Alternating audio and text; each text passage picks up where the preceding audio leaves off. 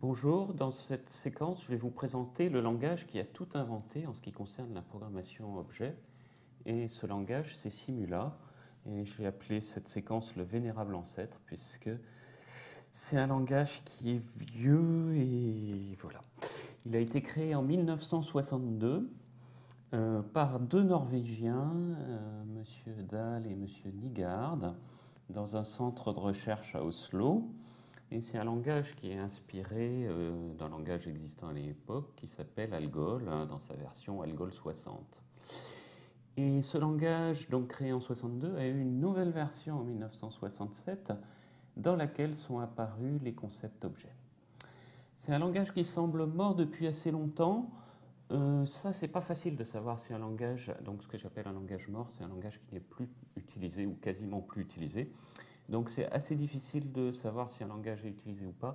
Et là, c'est en faisant des recherches sur Internet, j'ai vu que la plupart des pages qui traitent du langage datent des années 90. Donc c'est des pages très anciennes, mais qui subsistent encore. Donc le langage semble en état de quasi mort, mais il a une importance historique et donc tout le monde le cite. Et ça a été une source d'inspiration pour Smalltalk, dont je vous parlerai dans une autre vidéo, qui est le premier vrai langage orienté objet. Le but du langage, c'était de faire des simulations de systèmes à événements discrets. Les événements discrets, ce sont des événements qui changent l'état d'un système. Donc on modélise un système comme une succession d'états et on change brutalement, on passe d'un état à un autre. Ça s'oppose à une simulation continue où les choses fluctuent doucement et on peut les observer à différentes échelles de temps. Le langage permet d'écrire des processus quasi parallèles, c'est-à-dire des calculs qui se font pratiquement en même temps, au moyen d'une construction qui s'appelle des coroutines. Je dis pratiquement parce que concrètement sur l'ordinateur, sur tous les ordinateurs des années 60, il n'y avait qu'un processeur, il n'exécutait qu'une instruction à la fois. Mais cela dit, il arrivait à faire des exécutions presque en même temps de certaines instructions complexes. Donc le langage il reprend les principales instructions du langage Algol et rajoute les histoires de coroutines, de processus. Voilà. Et donc quand on voit le but de ce langage, on s'aperçoit que les traits objets ne sont pas du tout centraux dans le langage, ce qui est bien dommage. Mais donc les concepts objets inventés par Simula, présents dans Simula, la notion de classe avec des attributs et des méthodes, l'instanciation avec le new. Donc dès 1967, le new qu'on utilise en Java existait. L'invocation de méthodes avec la notation pointée, là encore, c'est la notation qu'on utilise aujourd'hui en Java. La notion de sous-classe et d'héritage qu'on ne voit pas dans Smook, mais qui est présente en Java et qui est présente sous la même forme en Simula. Le polymorphisme avec les méthodes virtuelles. Les références sur l'instance courante avec le mot-clé this, qui existe également en Java, et l'encapsulation des données. Donc on a pratiquement tous les concepts de l'orienté objet. Je vais vous montrer un peu de code, et je vais commencer par Hello World. Qu'est-ce que c'est Hello World? C'est une grande tradition chez les informaticiens, quand on a un langage, de présenter un programme qui affiche Hello World, bonjour le monde, donc à l'écran. C'est une sorte de plus petit programme qui existe. Voilà, donc on voit que ça commence avec begin, que ça finit avec end, et entre les deux, on a deux commandes pour afficher notamment la chaîne ici Hello World. Je peux exécuter ce programme. Je peux le compiler, donc je le compile, j'ai réussi à trouver un compilateur Simula qui fonctionne. Je peux le compiler avec la commande helloworld.sim. Alors ça me fait un warning, c'est-à-dire qu'il y a quelque chose qui semble un peu surprenant au compilateur, mais on va maintenant exécuter le programme. Et il affiche Hello World.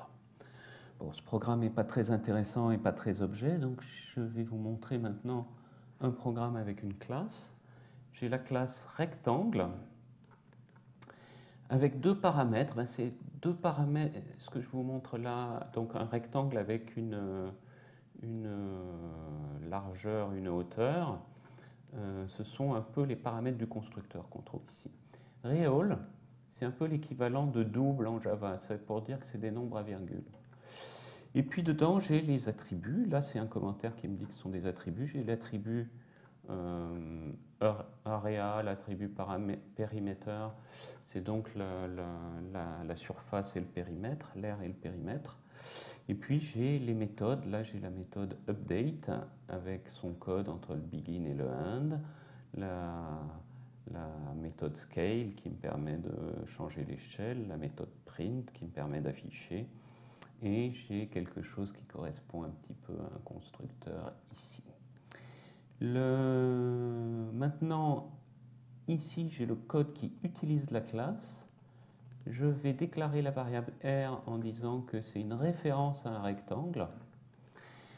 Et je fais un new rectangle. Et donc là, c'est presque du Java, ça. Sauf que le new a un N majuscule. R.print, pareil, ça ressemble à du Java. Sauf que pour une méthode en Java, il faudrait deux parenthèses. R.scale, ça ressemble à du Java, etc. Donc je peux aussi compiler et exécuter ce programme-là.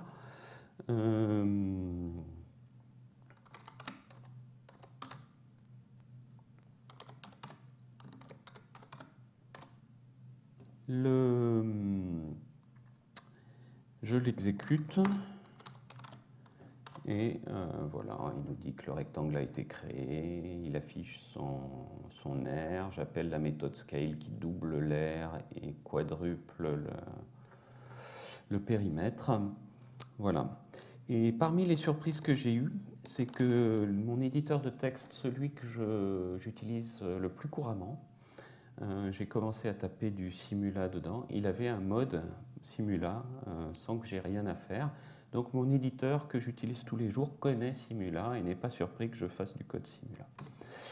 En conclusion, pratiquement tous les concepts objets sont présents dans Simula 67, mais ils ne sont pas centraux dans le langage. Ce langage n'a jamais eu une large diffusion, ça a toujours été une sorte de petite chose des Norvégiens dans un coin.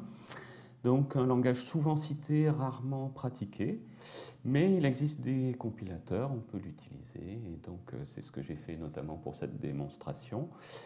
Et voilà qui conclut cette présentation du langage Simula, l'ancêtre, le vénérable ancêtre, celui que tout le monde connaît, tout le monde cite, mais qui est dans un état, donc je disais qu'il est mort ou moribond, et voilà, mais un langage important dans l'histoire de l'informatique.